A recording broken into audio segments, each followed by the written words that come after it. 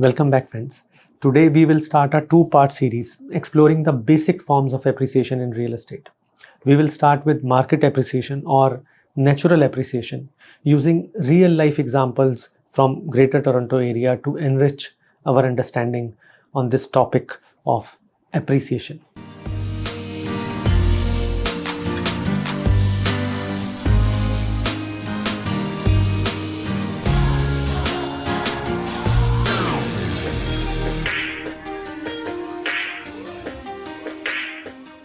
Market appreciation refers to the organic growth a real estate asset undergoes over time, influenced purely by market forces. Let us examine the factors that impact the growth of an asset. Inflation is a primary driver of market appreciation in real estate. As the cost of services, goods, materials, and labor rises, so does the value of real estate assets. They become costlier to rebuild over time. This natural hedge against inflation makes real estate an excellent investment vehicle, as the perceived value of the asset is bound to rise with inflation dynamics. This reason alone makes a real estate a great investment vehicle, as it provides inbuilt inflation hedge.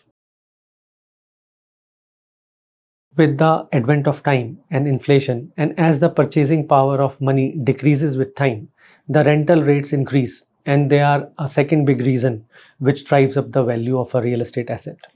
For an investor, along with the monthly appreciation which happens in the asset due to inflation, they get to benefit from the rental payments to pay up their mortgage commitments. The principal repayment part in the mortgage increases their equity in the asset month over month. The increase in the rental prices definitely help the property appreciate. In good and progressing economies with the rise in inflation, there is also movement in terms of economic growth. New jobs and industry sectors are established, pushing the economies, which directly makes the real estate asset appreciate with the economic stimulus. More jobs means higher income levels, which bolsters the consumer confidence and ultimately leads to growth in real estate sector. Properties in metro areas or regions anticipating significant infrastructure investment typically see greater market appreciation. Ease of access to highways and public transit can significantly influence an area's growth compared to regions with less developed infrastructure. After spending almost a decade in real estate, I can confirm that location is indeed the primary driver to natural growth and appreciation. In a place like Greater Toronto area, there is a lot of population growth in form of immigration, which takes place in Canada. And GTA being the biggest job market in Canada, which makes a lot of net new people choosing to live in regions like GTA. This population growth is very simply put directly proportional to the market appreciation. Another reason why location plays a key role, as population growth will be centered around in-demand locations where job opportunities and chances of growth for a newcomer are in abundance.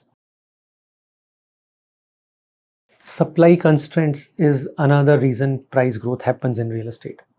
If you observe major municipalities like Mississauga, Burlington, Richmond Hill, and Brampton, their landscape doesn't allow for more subdivisions, as already they are saturated with constructions to the core and boundary of these towns. When the land is saturated and the market forces keep the area in demand, the progression of time makes the price increase due to this saturation and in the land development, as there is limited supply of new development. Any government or municipality should be instrumental to make it easier for first-time home buyers and investors in form of tax breaks and incentives. These policies help sustain the buy and selling of the assets and increase their demand, which pushes the appreciation. Schemes like first-time home buyer RRSP advantage allows prospective homeowners to leverage interest-free money from their RRSP savings. There are a couple other policies like land transfer tax credit on the first home for $4,000, or the first time home buyer tax credit. All of these policies help flourish and promote the home ownership. Federal banks' interest rate policy changes are another major factor, and they can go either way. As you would have noticed, the historically lower interest rates in the COVID times pushed the prices way above. And then the tightening of borrowing rates in almost entire 2022 and 2023 also brought them down. The fine balance of interest rate policy changes and the market prices continues. In the short term, they are inversely proportional. However, in the long term, with above other reasons which I laid down, the inflationary pressures drive up the asset prices in a growing economy. Let us now consider an example where we can understand how natural appreciation can come into play. For this case study, I have chosen detached two-story single-car garage dwellings in couple of municipalities across GTA that got sold in June of 2010. Next step is to determine their median sold price and then look at the median sold price for similar category of properties in June of 2023.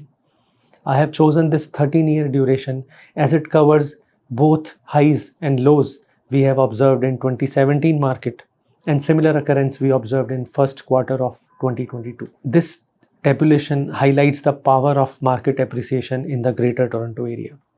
Just by virtue of the growing population base here in the GTA, booming economic considerations in the last 13 years overall, the sustained employment opportunities, all these have a combined reflection on the market prices. And based on the data, we can safely say that GTA had almost around 200% of natural appreciation due to these factors and after surviving two market downturns.